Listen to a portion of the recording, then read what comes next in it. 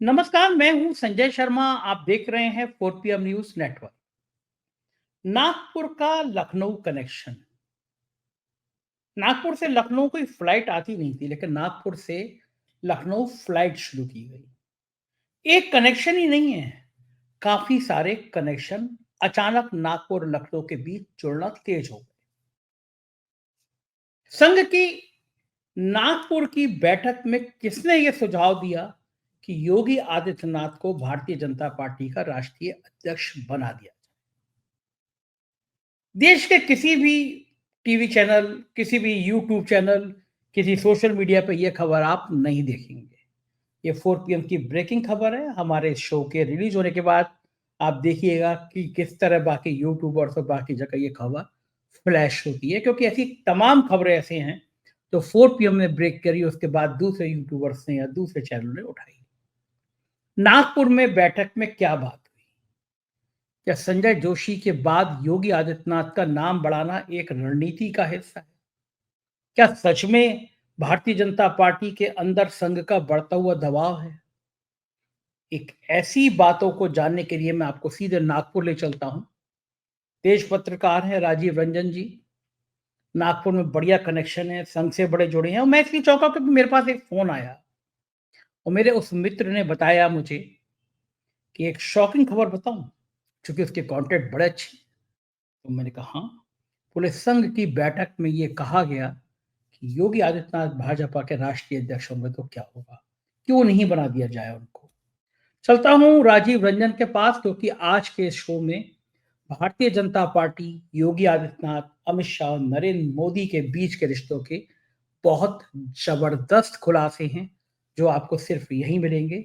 चलने से पहले चैनल को सब्सक्राइब करिए, ज्वाइन करिए और चलते हैं राजीव रंजन के पास। राजीव भाई, हम लोग बैठे थे बढ़िया बढ़िया बातें करने के लिए, लेकिन उससे पहले सबसे बढ़िया बात ये कर लूं कि आपको जन्मदिन की हार्दिक शुभकामनाएं। और मैं थैंक यू। इतना इतना क्रूर संपादक हूं कि मैं आपको जन्मदिन पे भी केक खाने और खिलाने की जगह आपसे पॉलिटिकल चर्चा करने बैठ गया। दरअसल मुद्दा ही ऐसा था। अच्छा, बड़ी मजेदार बात, मेरे एक मित्र ने मुझसे पूछा कि आप लोग जो बातें करते हो जैसे अभय दुबे जी के संग या राजीव रंजन के संग, तो इनकी तैयारी कैसे करते हो, पहले क्या है, दोनों डिस्कस करते हो। तो मैं बड़ा हंसते हुए मैंने कहा कि हम लोग जब बैठते हैं, अभय दुबे जी हो गए, आप हो गए, जिस समय कैमरा ऑन करते हैं तब हम लोग कहते हैं कि चलो आज पॉलिटिकल आपको कुछ जानकारी है तो उससे बात करेंगे। कोई तैयारी रिसर्च वर्क नहीं करते, क्योंकि हमें लगता है कि मौलिकता इसी में रहती है कि भाई जो चल रही है उसमें मैं सवाल करूं, आप पे जो जानकारी है वो आप बता दो। अब मैं रिसर्च करूं, मेरी टीम रिसर्च करके बैठे, फिर उन पे उस पर मैं अकेले बोल दूंगा या आप ही अकेले बोल दोगे। व्यक्तिगत बातचीत तो ऐसी मजेदार होती है। तो फिलहाल आप पे जन्मदिन की पार्टी उधार है, केक उधार है। नागपुर आएंगे तो नागपुर में केक जरूर खाएंगे। आप नागपुर में है, जन्मदिन अच्छे से मनाइएगा। लेकिन नागपुर से जो खबरें आ रही हैं वो उत्तर प्रदेश में भूचाल मचा रही, वो तहलका मचा रही है। मुझे तो यकीन ही नहीं हुआ। मेरे सोर्स ने बताया कि एक चर्चा चली ऐसी नागपुर में, तभी मैंने आपको फोन किया, पूछा कि क्या चर्चा चली, क्योंकि वो शॉकिंग खबर थी कि भाई नागपुर में योगी आदित्यनाथ पार्टी के राष्ट्रीय अध्यक्ष। एक फोन आया मेरे पास में और एक डेढ़ घंटे पहले, और उन्होंने कहा कि ऐसी चर्चा हुई नागपुर में। मैं शॉक कि नागपुर में ये चर्चा हुई कि भारतीय जनता पार्टी के राष्ट्रीय अध्यक्ष योगी आदित्यनाथ। मुझे लगा कि मोदी और शाह जी चूहे मारने वाली दवा खा लेंगे, लेकिन योगी आदित्यनाथ को तो नहीं होना है। लेकिन मुझे लगा चलिए मैंने इसीलिए आपको जन्मदिन पर डिस्टर्ब किया। है क्या इस खबर के पीछे सच्चाई क्या है? और संघ ने ये दांव अगर चला है, ये नाम जो चलाया है, तो क्या इसलिए कि संजय जोशी के नाम पर मोदी और शाह भड़क रहे थे? तो एक ऐसा नाम खड़ा कर दो, ऐसी चीज खड़ी कर दो कि जो संजय जोशी से भी ज्यादा खतरनाक हो। योगी आदित्यनाथ के तेवरों ने, योगी आदित्यनाथ के हिंदुत्वादी फायर जो आग है, उसने मोदी शाह को बेचैन कर दिया है। मुझे लगता है कि विपक्ष के कई नेताओं से ज्यादा मोदी और शाह परेशान है कि योगी आदित्यनाथ को सवाल है। मैं हमेशा से कहता था कि सांप्रदायिकता की जो सवारी होता है ना, ये सांप्रदायिकता का शेर होता है, इसकी सवारी करना बड़ा मुश्किल होता है। जब आप शेर पे सवार होते हैं तो आपको बड़ा मजा आ रहा होता है कि हिंदू मुसलमान करके वोट आ रहे हैं, वोट आ रहे हैं। लेकिन पता चलता है कि जब आप शेर से उतारने की कोशिश करते हैं, शेर आपको खा जाता है। तो अब योगी आदित्यनाथ को जिस शेर पे बिठाया था अमित शाह ने कि संभालो सत्ता, उनको लगता था नौजवान एक फायर ब्रांड गेरुए वस्त्र वाला व्यक्ति होगा, हमारे बिठाया, हमारा एहसान मानेगा। लेकिन योगी आदित्यनाथ तो किसी के काबू में आते नहीं। तो मैं समझना चाहता हूँ ये खेल नागपुर में क्यों शुरू हुआ, कहानी क्या है, नागपुर और लखनऊ के कनेक्शन की ये चर्चा शुरू हुई तो हुई क्या, रणनीति क्या है इसके पीछे? Sanjay ji, thank you wishing मी। और मैं अपने जवाब में बम फोड़ने वाला था, आपने क्वेश्चन में ही बम फोड़ दिया ये। देखिए, संघ के बहुत बड़े किसी पदाधिकारी से मैं मिला था, प्रचारक से भी मिला था पिछले 1 महीने में, और मैंने सबसे यही क्वेश्चन पूछा था कि भाई योगी आदित्यनाथ जी जो हैं और वसुंधरा राजे जी जो हैं, इनकी क्या सहमति है संजय जोशी जी को अध्यक्ष बनाने की? तो मुझे सीधा सीधा ना जवाब देते हुए, ये वसुंधरा राजे जी के ऊपर में तो किसी ने कुछ कहा ही नहीं, पर कहा कि योगी आदित्यनाथ जी बड़े दुखी चल रहे हैं आज, और ये 2-3 लोगों ने सेम यही जवाब दिए। तो मुझे उस टाइम इस चीज समझ में नहीं आई कि ऐसा क्यों बोल रहे हैं। अब समझ में आ रहा है, पिछले जो 2-3 दिनों से जो खबरें छन के आ रही हैं वो ये आ रही है कि देखिए 20, 21, 22, 23 भी इनकी बैंगलोर में, राष्ट्रीय स्वयंसेवक संघ की बैंगलोर में बहुत बड़ी मीटिंग है, और उसके अंदर में एक नाम की प्रस्तावना होने वाली है। ये मैंने शायद 2-3 हफ्ते पहले भी कहा था, जो भाजपा के सामने रखा जाएगा। ऐसा पता चल रहा था कि ये नाम संजय जोशी का होगा, पर संजय जोशी के नाम पे किसी भी तरीके से सहमति नहीं बन पा रही है। अमित शाह और मोदी जी जो है वो स्वीकृति नहीं दे रहे हैं।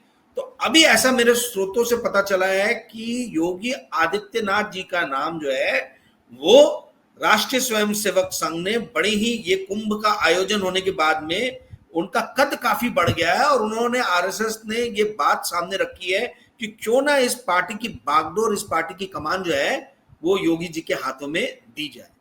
मैं संजय जी आपको ये बता दूं कि शायद संजय जोशी के नाम पे तो 0.1% भी राजी हो जाते अमित शाह जी और मोदी जी, परंतु योगी आदित्यनाथ का नाम पे स्वीकृति बनाएंगे, कैसे बनाएंगे, इसकी तो मेरे को 0% संभावना दिख रही है। परंतु ये बात एकदम सही बोली, आपके सोर्सेज ने एकदम सही आपको इंफॉर्मेशन दिया है कि राष्ट्रीय स्वयंसेवक संघ बम फोड़ने वाला है, योगी आदित्यनाथ जी का नाम जो है वो रखने वाला है अमित शाह, मोदी और जो उनके पूरे ग्रुप के लोग हैं उनके सामने में, कि क्या आपको as a Bhajpa national president के रूप में योगी जी जो है वो स्वीकृत है कि नहीं। और मैं आपको यह भी बता दूं, यदि इनके नाम पे चर्चा होती है और यदि ये बन जाते हैं, तो आप ये समझिए कि ये पार्टी पूरी तरीके से गुजरात लॉबी के हाथ से निकलकर वापस से जो हिंदी पट्टी, जो उत्तर प्रदेश और बिहार, जो ये एरिया है, यहाँ के आपको नेता जो है संभवतः आने वाले दिनों में बहुत अहम पोजीशन पे नजर आएंगे। तो मुझे लगता नहीं है कि इतनी आसानी से जो है वो अमित शाह जी या मोदी जी मानेंगे योगी आदित्यनाथ के नाम पर। परंतु ये एकदम सही जानकारी है कि ये सही बात है कि संघ जो है वो योगी आदित्यनाथ के नाम पे विचार कर रहा है, और कुंभ का आयोजन, और जिस तरीके से उनका कहना है संघ के लोगों का कि जिस तरीके से उत्तर प्रदेश में क्राइम, लॉ एंड ऑर्डर की सिचुएशन जो है उस पर कंट्रोल किया गया है, इससे उनका नाम बहुत उभर गया। उनको इस चीज से कोई मतलब नहीं है कि उत्तर प्रदेश में सांप्रदायिकता बहुत बड़ी है, धार्मिक उन्माद बहुत बड़ा है, और एक अल्पसंख्यक वर्ग जो है वो डर के साए में जी रहा है। तो क्या ये टेम्पलेट जो है ये पूरे नेशनल लेवल पे रेप्लिकेट किया जा सकता है? क्या इसी टेम्पलेट को जो है पूरे नेशनल लेवल पे भारतीय जनता पार्टी क्या लाने की कोशिश, प्रयास कर रही है योगी आदित्यनाथ जी के माध्यम से? ये आने वाले दिनों में देखने को मिलेगा। परंतु पहला जो हर्डल है, पहला जो ऑब्स्टिकल है, वो ये हर्डल है, ये ऑब्स्टिकल है कि क्या मोदी जी और क्या अमित शाह जी योगी आदित्यनाथ के नाम पे स्वीकृति, सहमति देंगे या नहीं देंगे। देखिए, संजय जोशी जी का भी नाम हम लोगों ने फर्स्ट टाइम जो है 4 PM पे नेशनल मीडिया में कहीं पे भी नहीं था, और आज योगी आदित्यनाथ जी का भी नाम आपको नेशनल मीडिया में कहीं नजर नहीं आएगा। अब अमित शाह और नरेंद्र मोदी के सामने दो ऑल्टरनेटिव्स हैं, दो ऑप्शंस हैं, संजय जोशी की योगी आदित्यनाथ। और ये देखने वाली बात होगी कि ये दोनों नामों से कैसे ये अपने आप को जो है वो साइडलाइन करके बीच का एक मार्क देखते हैं। परंतु ये जो 20 से लेके 24 तक सॉरी 23 तक जो मीटिंग है आरएसएस की, ये बहुत ही अहम मीटिंग हो रही है बैंगलोर में, और इससे क्या छन छन के बाहर आता है, इस पे आगे आने वाले दिनों में देश की राजनीति जो है, भाजपा की राजनीति जो है वो निर्भर करेगी। जी संजय जी। मुझे लगता है कि राजीव भाई संघ बड़ी समझदार तरीके से अपनी चालें चल रहा है। संघ भी जानता है कि मोदी और अमित शाह की जोड़ी ने उसका कद बहुत कम कर दिया। लोकसभा चुनाव से पहले जेपी नड्डा ने कोई अचानक ही बयान नहीं दे दिया था कि अब हमें संघ की क्या जरूरत नहीं है, हम तो ताकत में आ गए, एक टाइम में पड़ती थी जरूरत, अब तो नहीं है। कोई बयान ऐसे नहीं दे सकता। इस बयान के पीछे पूरी कहानी, पूरा कंसेप्ट, पूरी योजना थी, क्योंकि उनको लग रहा था हम तो 350-400 सीटें आ रहे हैं तो संघ को भी उसकी हैसियत बता दी जाए। और संघ को भी समझ में आया था कि अब इतनी बेइज्जती हुई है, क्योंकि लगातार लोग कहते थे कि संघ कहता था व्यक्ति बड़ा नहीं होता, संस्था बड़ी होती है। लेकिन मोदी और शाह की जोड़ी ने, मोदी जी ने दिखा दिया कि नहीं, व्यक्ति बड़ा होता है। हर तरफ मोदी मोदी मोदी। किसी को उम्मीद थोड़ी नहीं थी कि ये बीजेपी सरकार की जगह एनडीए की सरकार बन जाएगी। और बीजेपी की सरकार तो मैं गलत कह रहा हूँ, मोदी सरकार कहते थे। भाजपा की सरकार तो कोई कहता नहीं था कि मोदी की सरकार है। अब वो भाजपा मोदी की जब बना के एनडीए बनी, तो संघ को मौका मिला। मुझे लगता है कि संघ को भी पता है कि ना संजय जोशी बनेंगे ना योगी आदित्यनाथ बनेंगे, लेकिन इन दोनों के नामों पर इतना विवाद पैदा कर दो। जहां तक मैं समझ पाया संघ को, आप ज्यादा जानते होंगे, आप नागपुर में रहते हैं, लेकिन मेरे सोर्स जो हैं वो ये हैं कि अमित शाह मोदी पे इतना दबाव पैदा कर दो कि भाई या तो संजय जोशी को बना दो या योगी आदित्यनाथ को बना दो। अब अमित शाह को भी लग रहा है कि किसी तरह से मैं दिल्ली आकी कुर्सी तक पहुंचने से योगी आदित्यनाथ को रोक रहा हूँ। बच्चा बच्चा जानता है बीजेपी की राजनीति को, जो समझता है कि योगी आदित्यनाथ और अमित शाह के बीच सांप ने अबले का पैर है। तो अगर वो संघ ये चाल चलता है और योगी आदित्यनाथ के नाम पर, तो जाहिर है कि ना मोदी राजी होंगे ना शाह राजी होंगे, क्योंकि अपने कौन दुश्मन को पार्टी की कमान दे देगा। फिर नाम, तीसरे नाम पे शिवराज सिंह चौहान या कोई ऐसा नाम जो संघ का पसंदीदा हो, उसको बढ़ा दिया जाएगा। भाई अब तुम एक पे मना कर रहे हो, दो पे मना करो, तीसरे पे तो हाँ कर दो। क्या लगता है कि बीजेपी का राष्ट्रीय अध्यक्ष चुनना मोदी और शाह के लिए अब गले की फांस बन गया है? संघ मान नहीं रहा, पार्टी के अंदर भी। आप सोचो ना, भाजपा के संसदीय दल की बैठक कब हुई, कहाँ हुई? आपने जब चुनाव के रिजल्ट आए, होना ये चाहिए था कि बीजेपी के संसदीय दल की बैठक होती, वो अपना नेता चुनते, फिर एनडीए की बैठक होती। लेकिन मोदी जी को पता था, क्योंकि हमने आपने शो भी किया था कि अगर बीजेपी के संसदीय, क्या याद है ना आपको, हम और आप बात ही कर रहे थे कि अगर भाजपा के संसदीय दल की बैठक उस समय हो गई होती तो कई सांसद संघ के इशारे पे खड़े होकर सवाल करते। तो बहुत बढ़िया प्लान किया गया। ये सूचना तो उनके पास नहीं थी कि भाई बुलाई मत संसदीय दल की बैठक, सीधे एनडीए का तरफ से घोषित कर दो कि हमने तो बना लिया अपना। ये एक खेल था। तो आपको लगता है कि संघ ने मोदी को और शाह को उलझा दिया है, और इस उलझन से निकलेंगे कैसे हो? बहुत ही बढ़िया सवाल है। देखिए, इसमें आपको भारत की आज की जो स्थिति है उस पर ध्यान देने की आवश्यकता है, क्योंकि शासन जो है वहीं से संचालित हो रहा है।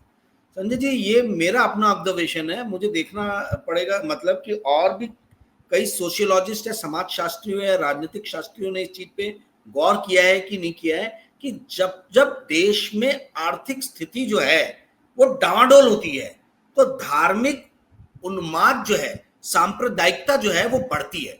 जब 1988-89 में भारत सोना गिरवी रखने के मार्ग में बढ़ चला था, जब लग रहा था कि सोने को अब गिरवी रखना पड़ेगा, उसी वक्त में राम जन्मभूमि का पूरा जो मुद्दा है वो गरमाया, और पूरी की पूरी देश की राजनीति उसके बाद से जो है, मतलब फिर वापस आ नहीं पाई, उसी दिशा में बढ़ गई। आज भी वैसी ही कंडीशन डेवलप हो रही है। आज भी यदि आप देखें तो आर्थिक रूप से जो है भारत की सिचुएशन डावाडोल हो रही है। और आप सोचिए, मतलब जो सारे अर्थशास्त्री कहते हैं कि इंडिया की 6%, 7%, 8% की रफ्तार से यदि डेवलपमेंट होगा तो ही हम जो है वो गरीबी के उससे बाहर निकलेंगे, चंगुल से बाहर निकलेंगे। आज 6% के नीचे चली गई हमारी जीडीपी ग्रोथ। तो जब भी देश के अंदर में आर्थिक संकट बढ़ता है तो धार्मिक उन्मादता बढ़ती है और लीडर्स उसी तरीके के पनपते हैं। आप याद कीजिए 1989, 1990 के बाद से लाल कृष्ण आडवाणी और साध्वी उमा भारती और कितने साध्वी रितंबरा, मतलब इस टाइप के लीडर्स आए थे जो एकदम धार्मिक उन्माद को फैलाने वाले लीडर्स थे। उनके भाषण जो है पूरे इसमें भरे ओत-प्रोत रहते थे।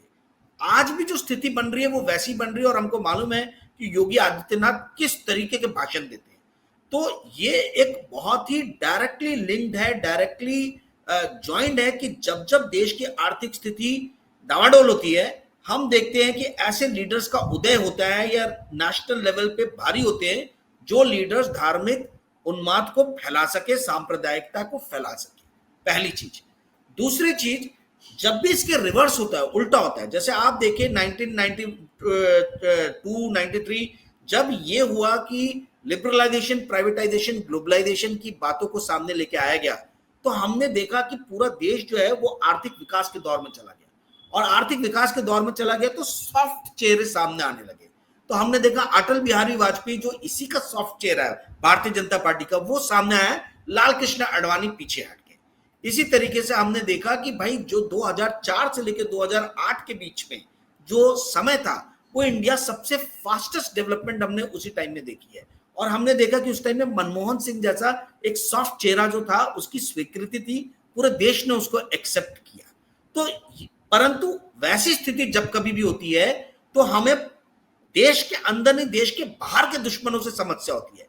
तो हमने देखा कि भाई बॉम्बे में बम विस्फोट हो गए, 2008 में मुंबई में होटल में ये टेररिस्ट कांड हो गया है ना, ओबेरॉय, ताज, इन सब पे हमला हुआ। तो मैं क्या कहना चाह रहा हूं संजय जी, ये बहुत गंभीर बात है। हमारा देश दो तरीके के उन्मादियों से या दुश्मनों को झेल रहा है। एक है जो देश के अंदर बैठे हुए हैं, और जो ये देश के अंदर बैठे हुए हैं, ये लोग जब भी आर्थिक स्थिति डावाडोल होती है उस टाइम में भारी होते हैं। और दूसरे देश के बाहर है ये जो आईएसआई वाले, जो देश के दुश्मन लोग हैं, ये जब भी देश आर्थिक रूप से तेजी से प्रगति करता है तो ये देश के अंदर में हिंड्रेंस क्रिएट करते हैं। तो मैं कहना ये चाह रहा हूं कि ये दोनों अलग नहीं है, एक ही है। ये बहुत बड़ी और बहुत गंभीर बात है कि देश के अंदर के जो शत्रु हैं, जो धार्मिक उन्माद फैलाते हैं, जो सांप्रदायिकता फैलाते हैं, ये आईएसआई से अलग नहीं है। आईएसआई भी वही करता, परंतु इन दोनों के स्ट्राइक करने का समय अलग अलग है। ये स्ट्राइक आईएसआई तब करता है जब भारत बहुत तेजी से विकास करता है, और देश के अंदर के उन्मादी लीडर तब स्ट्राइक करते हैं देश के ऊपर में जब आर्थिक स्थिति जो है वो गहराती है। अब आपके सवाल पे आते हैं, जो आपने कहा, आपने एकदम सही कहा। जिस तरीके से अमित शाह और मोदी ने 4 जून को रिजल्ट आने के बाद में एक साजिश रची और भाजपा के बदले एनडीए की मीटिंग करके और उसमें खुद ही घोषणा कर दी कि नरेंद्र मोदी की उसमें जीते, और किसी को मौका ही नहीं दिया कि भाजपा जो है अपने बीच से लीडर चुने। अब आरएसएस जो है चेक एंड मेट का खेल खेलने में लगी है। आरएसएस ने बहुत मौका दे दिया। अब आरएसएस सोच रही है कि इस बार जो है हम इनको अल्टरनेटिव देंगे और इनको उसमें से एक चूज करना होगा। और यही कारण है कि इतने मतलब महीने बीत गए हैं और बीजेपी अपना नेशनल प्रेसिडेंट जो है ये अनाउंस नहीं कर पा रही है। ये कभी इतिहास में नहीं हुआ, कभी भी भारतीय जनता पार्टी के इतिहास में नहीं हुआ। चाल, चरित्र और चेहरा की बात करने वाली पार्टी जो है, आज आप देखिए कैसे पॉलिसी पैरालिसिस में जो है फंसी हुई है। अपनी पार्टी की पॉलिसीज ये निर्धारण नहीं कर पा रही है, और पूरे मीडिया से ये वर्ड पॉलिसी पैरालिसिस गायब है।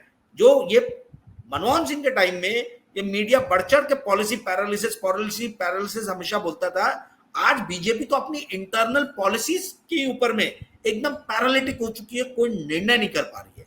तो आपने ये सही कहा, राष्ट्रीय स्वयंसेवक संघ ने इस स्थिति को भांप लिया है और इन्होंने कुछ ऑप्शंस दिए हैं। ये बैंगलोर की मीटिंग के बाद में अनाउंसमेंट आपको जल्दी नजर आएगा कि भाई ये किसको बनाते हैं। अन्यथा आप ये समझ जाइए कि इनका अंदर का जो द्वंद है, ये बहुत ही ज्यादा मतलब एक विषम स्थिति की तरफ बढ़ चला है। जी संजय जी, बिल्कुल ठीक कह रहे हैं राजीव भाई, क्योंकि ये स्थिति मैं ये देख रहा हूं कि जब से कुंभ हुआ, संघ भली इस दृष्टि से ये अपना ले कि भाई कुंभ के नाम पर हिंदुत्व की बड़ी भावना भड़का दी गई, बटेंगे तो कटेंगे के नारा, इस तरह का फार्मूला कर दिया कि भाई 65 करोड़ लोग कुंभ में आ गए।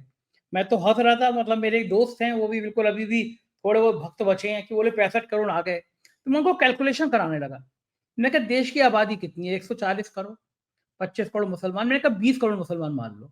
मुसलमानों को तो तुमने कुंभ में आने के लिए बिल्कुल हरी झंडी दी नहीं थी, तो बची आबादी 1 करोड़ 20 लाख, और 65 करोड़ आ गए, यानी 10 में से लगभग 6-7 लोग चले गए। हर दूसरे आदमी गया कुंभ में। हम जिस सोसाइटी में रहते हैं वह 319 फ्लैट है, 15 लोगों से ज्यादा लोग ही नहीं होंगे वहां पे। मैं खुद नहीं गया, मेरे परिवार का कोई नहीं गया, मेरे मित्र जितने हैं, नातेदार रिश्तेदार, उसमें से 5% गए होंगे। दक्षिण राज्य को का पूरे देश की आबादी निकाल दो, उसका 4% भी नहीं आए होंगे। तो ये हर दूसरा आदमी के कहाँ से बका गया, ये होती हुई आंकड़ों की बात। उसके अलावा कुंभ में बहुत भारी अव्यवस्थाएं हुई, लोगों के मौत के आंकड़े छुपाए गए, हम लोगों ने सबसे पहले हम ही लोगों ने दिखाया, इस तरह की तमाम खराब खराब चीजें हुई। तो दिल्ली वाली लॉबी तो इस बात को लेके योगी आदित्यनाथ पर सवाल खेल रही है, क्योंकि दिल्ली के कुछ चैनल ऐसे जो अमित शाह के बड़े करीबी हैं, दिल्ली के तो सभी चैनल उनके करीबी हैं। जब तक हरेंद्र जोशी वहां बैठे, किस चैनल की हैसियत है कि वो खबर चला दे। तो जिस तरह कुंभ को लेके योगी पर हमले हुए कि जब बड़ी खराब है, अराजकता है, तो वो साफ साफ जाहिर था कि दिल्ली चाह रहा है कि कुंभ में मैनेजमेंट को लेकर सवाल खड़े हों कि कुंभ नहीं संभाल पाए। वो बात भी सही है, क्योंकि बड़े करप्ट अफसरों को कुंभ की कमान दे दी गई थी। लेकिन फिर उसके बाद से योगी आदित्यनाथ ने जो हिंदुत्व वाली तेजी करी, कभी ऐसा नहीं हुआ कि मस्जिदों को ढक दिया गया हो 12 जिलों में, उसका प्रचार किया गया हो।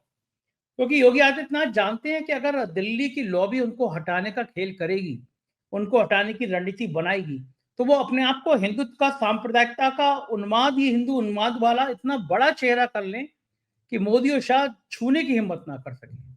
तो आपको क्या लगता है कि उत्तर प्रदेश की राजनीति अभी और उन्माद की तरफ योगी आदित्यनाथ ले जाएंगे? और क्या अगर ले जाएंगे तो संघ की इसमें सहमति होगी? संघ क्या इतना उन्माद पैदा होने देगा? क्योंकि संघ एक सीमा से ज्यादा उन्माद पैदा होने पे भी डरता है। क्या लगता है आपको कि संघ छूट दे देगा कि और उन्माद पैदा कर दो प्रदेश में? देखिए, संघ जो है, संघ के हाथ में उत्तर प्रदेश को लेके जो है वो बहुत कुछ है नहीं, क्योंकि योगी आदित्यनाथ ने जिस तरीके से उत्तर प्रदेश की कमान संभाली और संघ की सहमति रही है, उनके हर कदम पे संघ की सहमति रही है। तो अब ये कहना कि संघ उनके ऊपर में किसी तरीके का फुल स्टॉप या ब्रेक लगाएगा, ये मुझे दिख नहीं रहा है। देखिए संजय जी, कुछ कुछ साइंस होते हैं जो आपको, मुझे, हमारे जैसे पॉलिटिकल एनालिस्ट को पकड़ना रहता है। अब मैं आपको 2-3 साइन देता हूं। जैसे नागपुर और लखनऊ के बीच में कोई फ्लाइट नहीं थी, ठीक है, ये इन्होंने पिछले 2-3 सालों में नागपुर और लखनऊ के बीच में फ्लाइट शुरू कर दी, फ्रीक्वेंट अच्छा। फ्लाइट, और अब हाँ, फ्रीक्वेंसी बढ़ेगी, ऐसा सुनने में आ रहा है। तो नागपुर और लखनऊ के बीच में फ्लाइट्स का क्या अर्थ है? पहले तो नहीं था, कोई बहुत ज्यादा ट्रैफिक भी नहीं है नागपुर टू लखनऊ के बीच में ट्रैवल करने वाले लोग। तो ये कौन लोग हैं जो नागपुर से लखनऊ ट्रैवल करते हैं या लखनऊ से नागपुर ट्रैवल करते हैं? आप समझ गए, ठीक है। तो ये उनको खास सेवाएं देने के लिए फ्लाइट शुरू की गई। दूसरा, आप देखिए, नरेंद्र मोदी आते हैं नागपुर में और नितिन गडकरी जी से नहीं मिलते, या नितिन गडकरी जी नरेंद्र मोदी से नहीं मिलते, जैसा भी आप समझ लें। परंतु यही योगी आदित्यनाथ नितिन गडकरी जी के घर में जाते हैं, उनके नाते नातों के साथ में, पोतों के साथ में, पोतियों के साथ में खेलते हैं और काफी समय घर में बिताते हैं, और उसका बहुत ही व्यापक रूप से प्रचार किया जाता है। यहाँ बहुत सारे व्हाट्सएप वीडियोस में पूरे नागपुर में उस चीज को फैलाया जाता है। तो आप ये समझिए, ये छोटे छोटे सिग्नल्स हैं, बट बड़े स्ट्रॉन्ग सिग्नल्स हैं, ठीक है। दत्तात्रेय होसबले जी का एकदम से बहुत ज्यादा मतलब आप कहिए कि उनकी भूमिका बहुत अहम हो गई है, और हम सबको मालूम है कि दत्तात्रेय होसबले जी का बहुत स्ट्रॉन्ग सपोर्ट है योगी आदित्यनाथ को, बहुत ही स्ट्रॉन्ग सपोर्ट है। तो ये जो छोटे छोटे डेवलपमेंट्स हो रहे हैं, जो हम ये छोटी छोटी चीजों को देख रहे हैं, उससे हमको सिग्नल्स को पकड़ना पड़ता है। और अब हम ये जो देख रहे हैं कि पिछले 1 साल से भारतीय जनता पार्टी का कोई भी प्रेसिडेंट, लगभग 1 साल समझ लीजिए, प्रेसिडेंट अनाउंस नहीं हो रहा है, और संजय जोशी जी का नाम लिया जा रहा है, बार बार लिया जा रहा है, परंतु एक स्पेसिफिक कॉर्नर है, या बोल लीजिए वो 2 लीडर्स हैं जिन्होंने उनके नाम पे सहमति या अंगूठा लगाने के बदले, आप समझिए कि उन्होंने उसके ऊपर में ब्रेक लगा के रखा हुआ। मैं आपको बताता हूं, ये मेरे काफी क्लोज सोर्सेस ने बताया कि संजय जोशी जी ने कम से कम 15 से 20 बार नरेंद्र मोदी से मिलने का समय मांगा था 2014 में, जब ये आए थे। परंतु जब भी संजय जोशी मिलने का समय मांगे, नरेंद्र मोदी जो है के ऑफिस से, पीएमओ से क्लियरली ये बोल जाए कि नहीं, उनके पास में समय नहीं है। तो आप समझिए कि उस समय से जो है इनके बीच में, मतलब उन्होंने ठान लिया था मोदी जी ने कि किसी भी तरीके से संजय जोशी को क्लोज नहीं आने देंगे। तो अब जब उनके पड़ाव का समय आ गया, जब वो राजनीति से निकलने का समय आ गया, उस टाइम में क्या वो अपने धुर विरोधी के हाथ में भारतीय जनता पार्टी की कमान सौंप के जाएंगे? ये ऐसा लग नहीं रहा। परंतु जो अब संघ ने चाल चली है, जो संघ ने अब नाम रखा है, योगी आदित्यनाथ का। अब सवाल ये उठता है कि भाई आप उन पे भी सहमति नहीं कर रहे हो, इन पे भी सहमति नहीं कर रहे हो, तो आप किस पे सहमति करना चाह रहे हो? तो आपने सही कहा कि हो सकता है फिर शिवराज सिंह चौहान का नाम बढ़ा दें, या फिर हो सकता है वसुंधरा राजे जी का नाम बढ़ा दें। तो ये संघ बड़ा सोच समझ के जो है बिसात बिछा रहा है।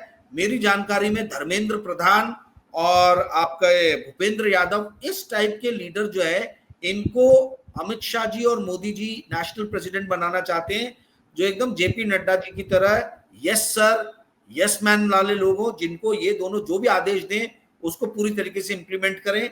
वैसा ही लीडर इनको चाहिए। आप देखिए भूपेंद्र यादव पहली बार इलेक्शन लड़े, उनकी कोई अपनी बहुत बड़ी भूमिका नहीं है। धर्मेंद्र प्रधान को भाजपा के बाहर कोई बहुत ज्यादा लोग जानते नहीं है। आपके बंसल साहब हो गए यूपी में, उनको कोई बहुत ज्यादा लोग जानते नहीं है, ये कोई लोकप्रिय नेता नहीं है। तो अमित शाह और मोदी जी इसी तरीके के किसी लीडर को चाहते हैं कि बीजेपी का नेशनल प्रेसिडेंट बने, जो आगे चल के गुजरात लॉबी के हाथ से इस पार्टी को जाने ना दे। गुजरात लॉबी अपने भारतीय जनता पार्टी को अपने कमान के अंदर में रखना चाहती है। और आपने सही कहा कि चाल चरित्र और चेहरा की बात करने वाली पार्टी जो है, वहां व्यक्तित्ववाद बढ़ गया है। जो इंडिपेंडेंट जो पर्सनालिटी जो मोदी ने बनाई कि पार्टी से बड़े मोदी, तो ऐसी होगा आगे पार्टी से बड़े अमित शाह। तो वो चीज में जो बाधा डाल सकते हैं वो संजय जोशी या योगी आदित्यनाथ जी जैसे लीडर ही डाल सकते हैं। तो मुझे लगता है कि आगे आने वाले दिन बड़े दिलचस्प रहेंगे संजय जी। बिल्कुल ठीक बात है कि बहुत मजेदार होंगे, हमारी निगाह बनी रहेगी। बहुत बहुत शुक्रिया राजीव भाई, आपने जन्मदिन वाले दिन इतनी सारी बातें बताई, थैंक यू। ये तो राजीव रंजन सिंह, और मुझे यकीन है ये पूरी बातचीत सुनी होगी, आपको समझ आया होगा कि शतरंज की चौसर में किस तरह भारतीय जनता पार्टी और संघ एक दूसरे के मोहरे पीटने में लगे हुए हैं। मुझे आपके प्यार भरे कमेंट का इंतजार रहेगा, बताइएगा जरूर बातचीत कैसी लगी। शुक्रिया, थैंक यू।